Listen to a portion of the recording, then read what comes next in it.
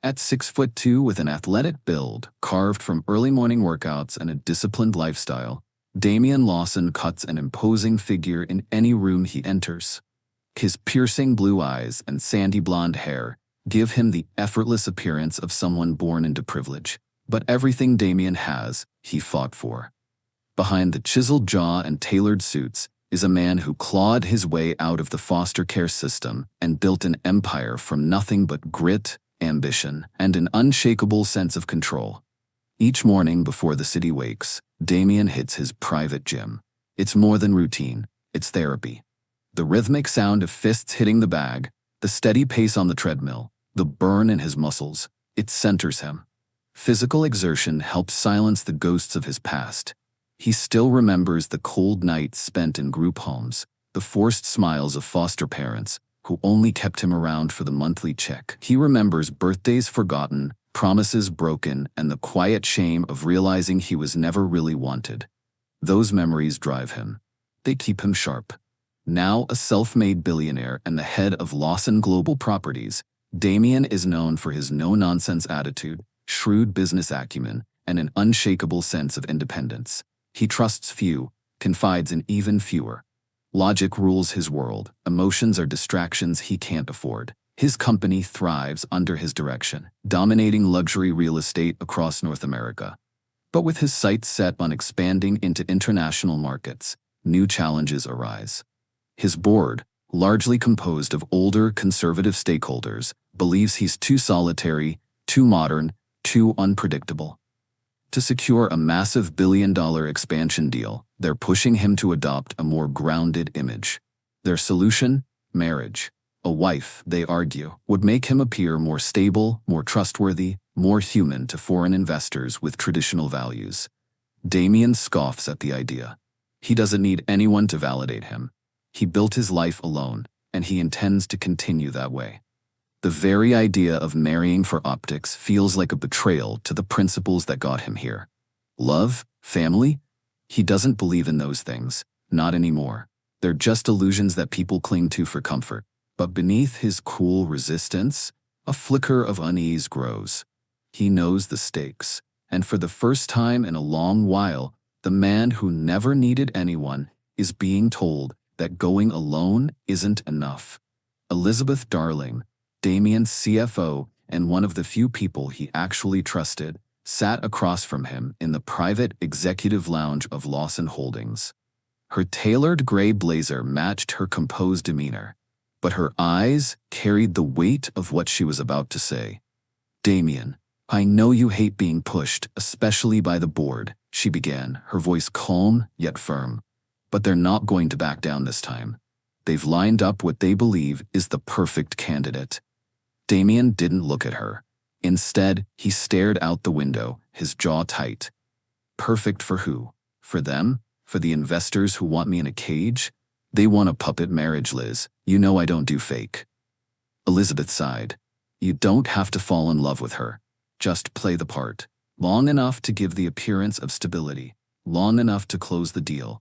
Once the expansion is secure, you can quietly step back from the arrangement. He finally turned to her, eyes flashing with frustration. And how long is long enough? A year? 3? Am I supposed to parade around with a stranger while pretending I'm not choking on the lie? What happens when they want more? Kids? Family photos? Interviews? I can't trust people, Elizabeth. I sure as hell can't marry one I barely know. She didn't flinch. I understand, but this isn't about your past, Damien. It's about the future of the company you built from nothing. You said yourself, you won't let anyone take that from you. He folded his arms. And what do they get in return? How much of my company do I lose in this deal? I don't have all the answers, Elizabeth admitted. But at least hear them out. Don't shut the door before you even know what's on the table. Hannah Scott moved briskly through the 20th floor hallway of the Lawson Grand, balancing fresh linens on one hip and checking her list with the other hand. The afternoon sun poured through the tall windows, casting golden light on the polished floors. She was on her second double shift of the week, exhaustion pulling at her shoulders, but rent was due and Martin needed new school shoes. Stay in the break room, baby.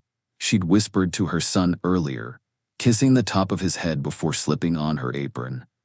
Out of sight, out of trouble. I won't be long.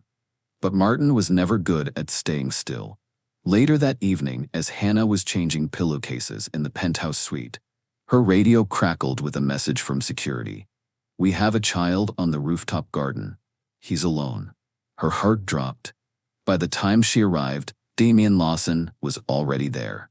Standing tall and irritated in a crisp navy suit, arms crossed as Martin sat on a bench, clutching a small sketch pad. Is he yours? Damien's voice was low and clipped, his icy blue eyes not hiding his annoyance. This is a restricted area. I'm sorry, sir, Hannah said, rushing to Martin's side. I told him to stay put, he knows better. Martin looked up. I just wanted to draw the sunset. It's so high up here, like a castle. His voice was soft, apologetic, but sincere. Damien glanced down, his expression tightening. His irritation faltered for just a moment as he noticed the sketch, a surprisingly detailed rendering of the skyline in soft pencil. Still, his gaze turned back to Hannah. This isn't daycare. If your son can't follow rules, maybe this isn't the place for you. Hannah straightened, her tone steady and respectful, but unflinching. With all due respect, Mr. Lawson, I'm doing the best I can with what I've got. My son isn't a threat. He's a kid who made a mistake, and I'll handle it. Her eyes didn't waver. Damien blinked, thrown off by her calm confidence. She wasn't apologizing to curry favor. She wasn't intimidated. She was simply real. For a man surrounded by yes-men and pretenders, it struck him harder than he expected. Fine, he said, turning away. Just keep him out of places he doesn't belong. But as he walked back toward the elevator, he glanced once more at the sketchbook. Something about that little boy and his bold mother lingered in his mind. The restaurant was one of the most exclusive in the city. White-gloved servers, live cello music, and a wine list longer than most novels. Damien adjusted the cuffs of his tailored shirt as he approached the private table, every step feeling heavier than the last. He already didn't like this. Zoe Vanden was waiting, flawless in a pearl-white dress and diamond studs that probably cost more than most people's rent. The daughter of an influential diplomat, she was the board's top choice, a woman of breeding, prestige, and poise. The kind of polished perfection that looked good in headlines and soothed nervous investors. Mr. Lawson, she said with a practiced smile as he sat, extending a manicured hand. It's an honor. You're even more handsome in person. Damien offered a polite smile. Let's just get to know each other. He tried. He really did. But as the evening progressed, Zoe talked almost exclusively about herself, her travels, her fashion preferences, her curated public image. She barely asked about him, and when she did, her tone was laced with condescension, as if speaking to a capable project rather than a man. Can you imagine how striking we'd look at the winter gala? She mused, swirling her wine. With your height and my posture, we'd be the press's dream. Damien sipped his whiskey, expression unreadable. This is what they think I need? A polished accessory? The next morning, Elizabeth entered his office with a hopeful expression, a tablet in hand and coffee balanced in the other. So, thoughts on Zoe? Damien didn't even look up from his paperwork. She's not the one. Elizabeth blinked. You're sure? The board? I don't care what the board wants, he cut in, voice sharp but not raised. They said I need a wife. Fine, I'll choose one, not them. She lowered the tablet slowly. Damien, they expect someone of a certain class. I know exactly what they expect, but I won't marry another version of the people who made me feel like trash as a kid. He finally met her gaze. Elizabeth studied him a moment longer, then gave a slow nod. All right, you make the pick. Just don't make it harder than it already is. He exhaled, his thoughts drifting to a direct, principled maid with fierce brown eyes and a fearless mouth. He already knew who he wanted. Damien sat behind his sleek glass desk, the early evening light casting long shadows across the room. In his hands was a folder, Hannah Scott's background check. He'd read it twice already, but he skimmed it again. Single mother, no criminal record, working multiple jobs to make ends meet, financially struggling since Martin's father walked out when the boy was just a baby. She was clean, honest, grounded. He closed the folder and stood, straightening his tie. Moments later, he stepped out onto the rooftop garden, where the city lights flickered in the distance. Hannah was already there, arms crossed, her hair pulled into a loose bun from a long shift. She looked wary but composed. "Am I being fired?" she asked bluntly. Damien blinked. "No, you're not." She relaxed slightly, but still narrowed her eyes. "Then why am I here?" He walked toward the railing, placing both hands on it. "How long has Martin been drawing?" Hannah hesitated, confused. "Since he was 5. He uses it to escape, like a different world." Damien nodded slowly. "He's talented." She tilted her head. "Why does that matter to you?" He turned to face her. "Because I want to offer you a deal." Her eyebrows shot up. "Marry me, for 1 year," he said, each word measured. "In exchange, Martin will have access to the best private education, full healthcare, a personal tutor if needed, and a trust fund for his future." Hannah stared at him like he'd grown a second head. "You want me to what?" "It's strictly business," he added. "No intimacy, just public appearances. After a year, the marriage ends. You walk away, no strings attached." She crossed her arms again. "Why not ask someone from your world? Some model or executive or, I don't know, someone who understands your lifestyle." He paused before answering, meeting her eyes. "Because they'd expect something from me. Affection, power, a real relationship. But you won't." "Wow," she muttered, "that's romantic." Damien didn't flinch. "I'm not offering romance, I'm offering security. Not for you, though it benefits you, but for your son. Martin deserves more than what this world's handed him." Hannah looked away, grappling with the offer. Her instincts screamed no. But when she thought of Martin, his sketchbook, his quiet strength, her resolve began to shift. "I need time," she said. "You have 3 days," Damien replied. "After that, the offer's gone." On the 3rd day, just as the city skyline softened beneath the golden hue of a setting sun, Hannah stepped into Damien's office with a calm, determined expression. Dressed in a simple blouse and slacks, she looked nothing like the maid he'd first encountered, but every bit the woman who had something important to say. Damien stood when she entered, instinctively. "You've made a decision?" "I have," she said, stepping closer. "But before I say yes, I need to add a few conditions." His brow lifted, intrigued. "I'm listening." Hannah didn't flinch. "First, I want lifetime healthcare coverage. For Martin and me. Not just for the year." He gave a slow nod. "Done." "Second," she continued, "I want a lump sum at the end of the year. Enough to ensure we can live comfortably. I'm not looking for penthouses or designer clothes, but I won't have my son go back to struggling in a 1-bedroom apartment with broken heat, either." Damien folded his arms, lips pressed together in thought. "That's reasonable. Go on." "I also want mutual respect," she added firmly. "If we're going to do this, you won't treat me like an employee. And I won't let your board or your circle speak about me or Martin like we're a PR stunt or some burden you picked up. We may not be real to you, but we will be part of your family, at least in public. I need you to back us up." Damien's jaw tensed slightly, something unreadable in his eyes. "And lastly," Hannah said softly, "Martin needs to believe this is a real family. He's a child. I won't let him feel like he's just part of some deal. You don't have to pretend to love me, but you will show him kindness and care." He froze. Family. The word echoed in his head like a foreign language, a concept he'd shut out long ago. "I haven't had a family in a very long time," he admitted quietly. "I don't even know what that means anymore." Hannah's gaze softened, her voice gentle but firm. "Then we'll teach you, together."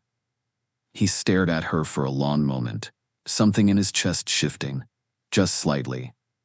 Then he extended his hand. "Deal. You have 2 weeks before we say I do." The 2 weeks leading up to the wedding passed faster than any of them expected. At first, everything felt like an arrangement. Stiff smiles, scheduled outings, Damien checking his watch too often, and Martin clinging to Hannah's hand in public. But as the days unfolded, the structure began to loosen. They visited the Museum of Art and Design downtown, where Martin wandered wide-eyed through the halls, pointing out brushstrokes and asking Damien endless questions about the old buildings in the city. Damien, surprised by the boy's curiosity, found himself lingering longer than planned. One afternoon, they sat side by side on a bench outside the museum, sketching the same stone archway from different perspectives. When Damien glanced over, he realized Martin's style mirrored his own at that age. Precise, but with a touch of imagination. He didn't say anything, but his hand gently patted the boy's back, and Martin beamed. Hannah noticed it too, the hesitant glances turning into longer stares, the awkward silences shifting into quiet comfort. The wedding itself was simple and heartfelt, just as Hannah wanted. It took place in the old neighborhood church, where her grandmother once sang in the choir. A few close staff members, Elizabeth Darling, and the elderly pastor made up the guest list. Damien looked sharp in a black tailored suit. Hannah wore an ivory dress she borrowed from a friend. Martin, proudly holding the rings, kept tugging at his little jacket. As they stood at the altar, Hannah smiled warmly at Damien and whispered, "Don't look like you're at a funeral. It's supposed to be a happy day." Damien chuckled under his breath, and to everyone's surprise, including his own, he leaned in and kissed her gently on the lips, without hesitation or a scowl. It wasn't passionate, but it was real, intentional. Martin clapped wildly, and everyone laughed. Moving into the penthouse was an adjustment. The space was sleek, modern, and cold, just like Damien had always preferred it. But now it echoed with new sounds, cartoon theme songs, the squeak of sneakers, and Martin's laughter, bouncing down the marble halls. Damien was visibly uncomfortable the first few nights, unsure how to share his space. He kept offering Hannah the master bedroom, but she refused, taking the guest room instead. "It's only a year, remember?" she reminded with a wink. Still, she found his small efforts endearing, the way he stocked the fridge with chocolate milk, or left architectural books on the coffee table for Martin to explore. Martin, in his usual directness, didn't hide his thoughts. One morning over breakfast, he blurted out, "I don't like my new school. The kids are stuck up, and one called me a charity case." Damien's expression darkened. Later that week, he personally picked Martin up from school after the same boy shoved him in the hallway. When Martin admitted he didn't fight back because he didn't want to cause trouble, Damien knelt beside him, hand on his shoulder. "Martin, you have every right to defend yourself." Then quietly, he added, "I didn't have anyone to stand up for me in foster care. You do. I'm here for you. We are family." What neither of them noticed was Hannah in the hallway, holding a laundry basket, frozen in place. She hadn't heard that part of Damien's story before. Her eyes welled up as the puzzle pieces began to click into place. The emotional distance, the control, the walls he kept so tightly guarded. Later that evening, she tucked Martin into bed and then paused at Damien's study. He was inside, sketching in a leather-bound notebook. "Thank you," she said softly from the doorway. He looked up. "For what?" "For showing up. For letting him in. For trying." Her voice cracked slightly. "Now I understand why it's hard for you." Damien held her gaze, something raw flickering behind his cool exterior. "It's not as hard as I thought it would be." She stepped into the room and set a small drawing Martin had made, of all three of them holding hands, on his desk. "We're already starting to look like a real family," she said. And Damien didn't argue. One evening, 3 weeks after their wedding, Damien and Hannah sat on the penthouse balcony as the city lights shimmered beneath them. Martin was asleep, curled up in his new bed with a sketchpad on his chest. Hannah sipped a cup of tea, watching the skyline. She had grown more comfortable in the space, but she could still feel the invisible walls Damien hadn't taken down. Damien leaned on the railing, silent for a long moment before finally speaking. "You should know something," he said, his voice low. "My circle, investors, board members, family friends, they're not going to make this easy. They had someone else in mind, someone polished, someone born into the world they think I belong to." Hannah raised a brow. He looked at her. "Like Zoe Vanden." Hannah set down her cup. "So why me, Damien? You could have had anyone." He turned to her, his expression unreadable. "Because I didn't want anyone. I needed someone real, someone honest. Someone who wasn't going to smile for the cameras one day and stab me in the back the next. You don't play games, Hannah. And Martin, he reminds me of everything I wish I had when I was his age." She studied him carefully, trying to understand the man beneath the calm, curated image. But the storm hit faster than either of them expected. The headlines came first. Cinderella scam? Lawson's low-class bride. A PR nightmare. Zoe Vanden blindsided by billionaire's sudden marriage to hotel maid. The articles were brutal, dissecting Hannah's life down to her high school GPA, calling her unfit, unsophisticated, and a gold digger who tricked her way into wealth. Zoe's family released statements to the press, spinning the story of betrayal and manipulation. Social media lit up with ugly commentary, questioning Damien's judgment and Hannah's character. Stock prices for Lawson Holdings began to dip. Investors panicked. The board called an emergency meeting. "You have to fix this, Damien," one board member said, his voice tight with frustration. "Annul the marriage, say it was rushed, done under pressure. Move on and restore the brand." "This is a disaster," another chimed in. "We've spent years building your image. You marry a maid and it all unravels?" Damien sat at the head of the table, arms crossed, jaw tense. Elizabeth sat beside him, eyes flicking from face to face, measuring the temperature in the room. When the yelling stopped, Damien finally spoke, his voice calm but firm. "No." The room fell silent. "I'm not undoing this. Hannah is my wife. Martin is my son. I didn't build this company to let men like you dictate who I call family." One executive scoffed. "You'd risk your empire for her?" Damien leaned forward. "I am the empire, and I'd rather lose it than lose the only real thing I've had in years." Later that night, Damien returned home to find Hannah sitting in the living room with the news playing in the background. She turned it off when she saw his face. "I saw it," she said. "All of it." He crossed the room, crouched in front of her, and took her hands in his. "I can't stop what they say, but I won't let them tear us apart. I chose you for a reason, and I'm not backing down." Tears welled in her eyes, but she held his gaze. "This isn't what I expected, Damien, but I'm not going anywhere. Martin deserves to see someone stand for him, for us." He nodded, brushing her knuckles with his thumb. "Then we face it together, all of it." And in that moment, for the first time, the arrangement between them didn't feel like a deal. It felt like the beginning of something deeper, something real.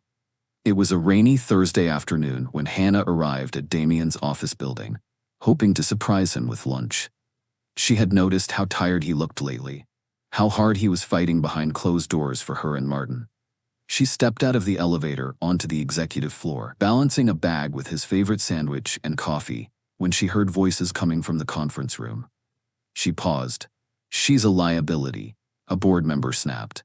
"If she truly cared for the boy, she'd leave quietly. We both know a custody suit wouldn't be difficult to win. Martin's not legally Damien's. We can make the courts believe she's unfit." Hannah's breath caught. "You're threatening to take her child?" someone else asked, not sounding shocked. "It's business," the man hissed. "That boy is a weapon they can use against us. If she's smart, she'll vanish before it comes to that." Hannah didn't wait to hear more. Her heart thundered as she turned and walked away, her body moving on instinct. She went home, packed a few essentials for Martin, and left nothing behind but a single folded note on the kitchen counter. "Damien, I thought we could survive this. But if staying means putting Martin at risk, I can't be here. I'm sorry. Hannah." Damien returned home late that night, expecting to find them curled up on the couch watching cartoons.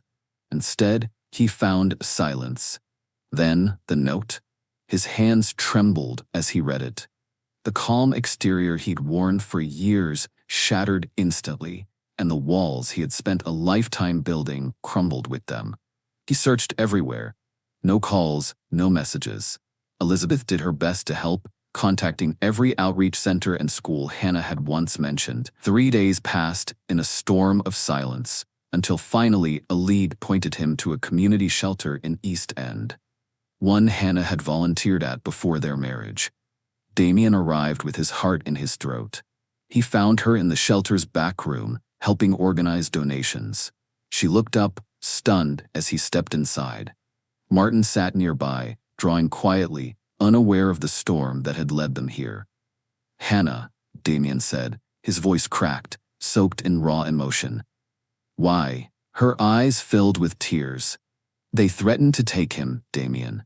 I couldn't risk it. You didn't even give me a chance.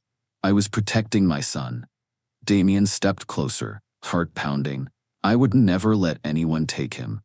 When I came home and found that note, I felt like I was back in foster care, alone, abandoned, powerless. You don't know what that does to someone." She wiped at her cheeks, silently trembling. He continued, voice thick. "And Martin, he's not just your son anymore, Hannah. He's mine too. I had adoption papers drawn up last week. I hadn't told you yet. I wanted to do it right. If anyone tries to take him, they'll have to come through me. You two have given me something no one have ever given me, a family that truly cares." Hannah stared at him, the weight of his words crashing over her like a wave. "You were going to adopt him?" she whispered. He nodded. "Because I love him, and I love you." His voice cracked again. "And I don't want a life that doesn't have you both in it." Tears streamed down Hannah's face as she took a shaky step forward. "I was so scared," she whispered. "I've had to be strong for so long. I didn't know how to let anyone protect us." Damien reached for her gently, cupping her face. "Then let me learn with you." He leaned in slowly, brushing his lips against hers, tenderly, with purpose. She melted into him, her arms wrapping around his waist, as the last walls between them dissolved. Martin looked up from his sketch, saw them, and smiled. That evening, after returning from the shelter, the penthouse was wrapped in a peaceful hush.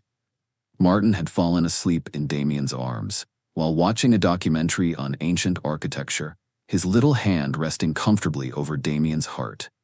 After tucking him into bed, Damien and Hannah lingered in the living room. The silence between them, no longer cold or strained, but full of something warm, something honest. Damien poured them both a glass of wine and sat beside her on the couch. His expression was softer now, but a flicker of seriousness remained in his eyes. "There's something I need to tell you," he said. "About Zoe's family." Hannah raised an eyebrow, but nodded for him to go on. "They're in trouble, financially and legally. Their company's been hemorrhaging funds, and recently, an internal audit revealed that they've been siphoning money from their nonprofit foundation, money meant for underprivileged children." Hannah gasped, her face twisting in disbelief. "They were stealing from kids?" Damien nodded grimly. "A marriage to me would have covered the cracks, stabilized their name. It wasn't about love, it was about survival, and they were angry when I didn't play along." He reached over to a side drawer and pulled out an old, worn envelope. Carefully, he handed it to her. "I wrote this when I was 10, he said quietly, "in one of my first foster homes. The caseworker told us to write letters to Santa or our future selves. I didn't care about toys or bikes. I just asked for a family." Hannah unfolded the paper gently. In faded blue ink, the shaky handwriting read, "Dear God, please let me have a real family. Not one who wants me for a check. Just people who won't leave." Her hands trembled as she folded the letter back up. "Damien," she whispered, her voice breaking. He leaned back, rubbing the back of his neck. "I've built walls around that boy for decades, but with you and Martin, I finally feel like I found what I asked for." Hannah didn't respond right away. Instead, she stood, walked over to him and took his hand. "Come on," she said softly. "Where?" he asked. "To our room," she said with a smile. "No more pretending. I'm your wife, Damien. It's time we live like it." That night, she moved into the master bedroom, not as part of a contract or obligation, but as a partner, a wife, a family. The next morning, their peace was shattered. Elizabeth was already at the penthouse when Damien came out of the bedroom, her face pale as she handed him a tablet. "You need to see this." The headline blazed across the screen. Damien Lawson's dark past, foster care files unsealed, abuse, abandonment, and dozens of failed adoptions. Photos followed, grainy black and whites of a young, thin boy in threadbare clothes, case notes, court records, whispers of trauma. The story painted Damien as broken, volatile, emotionally unstable. Hannah stepped into the room, reading over his shoulder. "This was supposed to hurt you," she whispered, "to humiliate you." Damien stared at the screen, his heart pounding, not from shame, but from anger. "No," he said after a moment. "They want me to fold, just like I did back then." He looked at Elizabeth. "Call a press conference, for noon. I'm telling the story this time." Cameras flashed and reporters murmured as Damien stepped onto the stage that afternoon. The city skyline glinting behind him. Hannah stood to his left, Martin beside her in his best shirt, clutching her hand. Elizabeth and a few trusted allies stood quietly off to the side. Damien adjusted the mic. His voice, when it came, was clear and strong. "I was born into chaos," he began. "Passed through a dozen homes, labeled too angry, too quiet, too much trouble. I survived abuse. I watched people walk away again and again. I spent my childhood praying for a real family, and built my empire so no one could ever make me feel powerless again." The crowd quieted, the weight of his words landing heavily. "Recently, my past was exposed as a weapon to discredit me. But I won't run from it. I won't be ashamed of surviving." He turned slightly, gesturing to Hannah and Martin. "This is my family. Hannah is not a liability. She is the strongest, most principled person I know, and Martin is my son in every way that matters. I would give everything I have to protect them." A hush fell over the room. Then Damien continued, his voice firmer. "As for the ones behind this, Zoe Vanden and her family, since they like exposure, here's some truth for them. Internal documents and whistleblower testimony confirm they've embezzled millions from their own nonprofit, funds meant for vulnerable children. I've submitted everything to the appropriate authorities." Gasps echoed throughout the crowd. "I'm also canceling the international expansion deal," he announced. "I won't build my legacy on dirty alliances or sell my values for a few billion more." He paused, looking out at the cameras, then back to his family. "Effective immediately, I'm stepping back from traditional corporate leadership. Lawson Holdings will continue under the capable leadership of Elizabeth Darling, my CFO and now CEO." Elizabeth stepped forward, stunned and emotional. "I'll remain on the board," Damien said. "But my focus is changing." He looked at Martin, then out to the press. "I'm launching the Lawson Family Foundation, dedicated to supporting foster children, single parents, and underserved communities. Not just throwing money at problems, but building real, lasting support systems. The kind I once prayed for." Applause broke out across the room, first scattered, then thunderous. Later, as they exited the building together, reporters shouted questions, but one woman's voice broke through. "Mr. Lawson, do you regret your marriage?" Damien turned, smiled, and laced his fingers through Hannah's. "No," he said loud enough for all to hear. "Marrying Hannah was the smartest thing I've ever done, because through her, I found my way home." 1 year later, the rooftop garden, once a private sanctuary tucked high above the noise of the city, now bloomed with color and laughter. Raised garden beds overflowed with herbs and flowers. Picnic benches lined the paths, and the gentle hum of children's laughter drifted through the warm air. It was no longer restricted. Now it belonged to the people, to families, to healing. Damien walked slowly along the paved path, a quiet smile playing on his lips as he watched Martin chase two other children past a butterfly bush. The boy had grown so much in a year. Taller, more confident, and happiest with a sketchpad tucked under his arm and dirt on his shoes. Beside Damien, Hannah tucked her arm through his. She wore a simple navy dress and her ID badge from the Lawson Family Foundation, where she now served as the Director of Education Initiatives. She'd just returned from a community school in the Bronx, where she'd helped launch an after-school program that offered free tutoring, art therapy, and meals to underprivileged kids. "You're glowing," Damien said, leaning in slightly. She gave a soft laugh. "You say that every time I come back from a site visit. Because it's true." He reached down and laced his fingers through hers, no longer hesitant, no longer holding back. There were no roles left to play, just a life they were building together day by day. The Lawson Family Foundation had exceeded every projection. With Elizabeth at the helm of the company and Damien focused on philanthropy, they'd opened transitional housing for single parents, launched career training partnerships, and poured resources into the foster care system. They weren't just writing checks, they were showing up, just like Damien had promised. Hannah squeezed his hand. "I still remember the first time I stood on this roof, terrified Martin had ruined everything." Damien looked out at the children playing under the wide, open sky. "He didn't ruin anything, he saved me." Martin ran up to them, breathless, holding out a crayon drawing of a family under a big tree. 3 figures, Damien, Hannah, and himself, with a bright yellow sun above them, and the words "My Forever Family" scrawled in the corner. Damien knelt down, blinking away tears. "That's going up in my office." Martin grinned and ran off again, leaving the two of them smiling after him. Damien stood wrapping his arm around Hannah's waist as they walked forward.